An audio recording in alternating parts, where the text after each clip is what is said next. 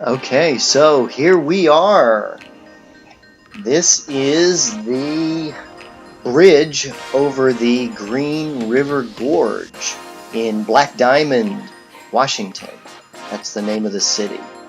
So I'm about 300 feet in the air, and up on the left there you can see the 2019 Cadillac XT4, which I'm going to be driving across the bridge. I've got the drone flying and kind of hovering steadily, as you can see. So at that point we had a good GPS signal. A car goes by me there. I'm waiting for him before I begin.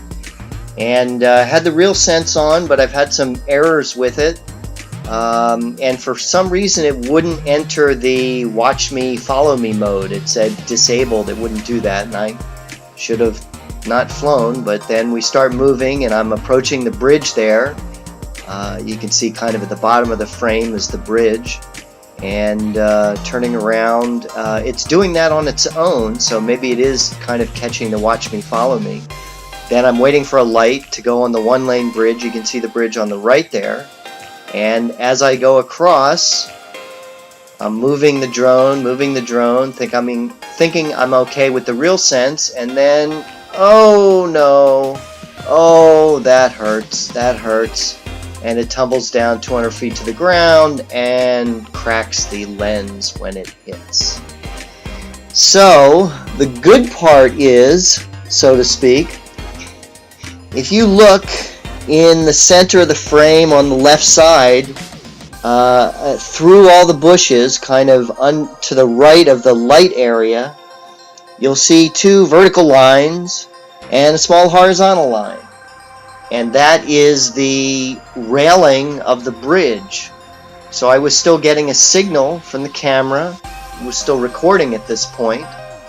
And once I looked carefully at the screen and I saw that railing, I could also see that looking at the bridge, the real bridge, that the top railing was thin, then the one under that was wider, and then there were vertical supports.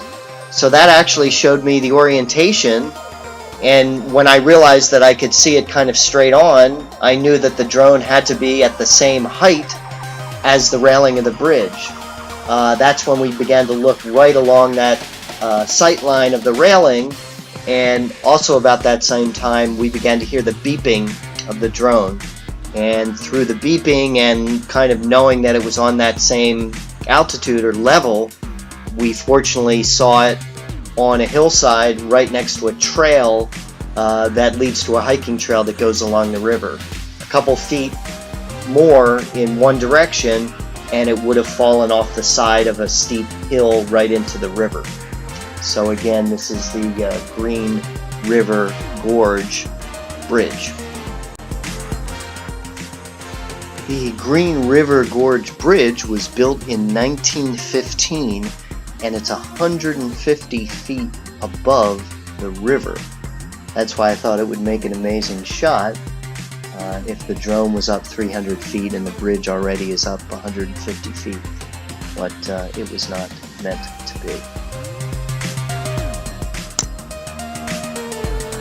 So here's the postscript to the crash. As I said, fortunately, I was able to recover the drone just by luck that it happened to fall onto one of the paths by the bridge. So some of the arms, actually, so you can see this arm locking thing is broken, as is that one. There's kind of a clip and a plastic thing that are inside there that make those lock. And then, half of the propellers did snap, which they're made to do. And before it finally crashed, I did get that warning about 5 propeller mode. So when one went out, it did give me the warning, because it can fly on 5 propellers, even though it has 6.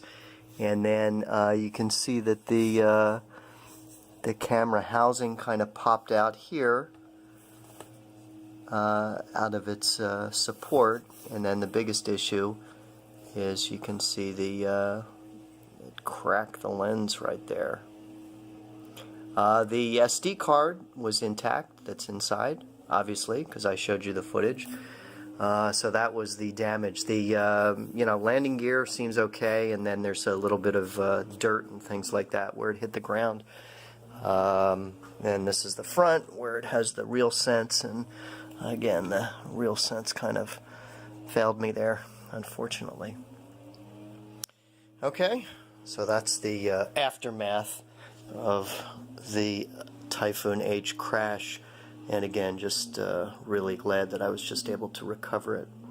Okay, onward and upward. Hopefully we'll get this fixed or get the new Typhoon H Plus model that Yuneec has.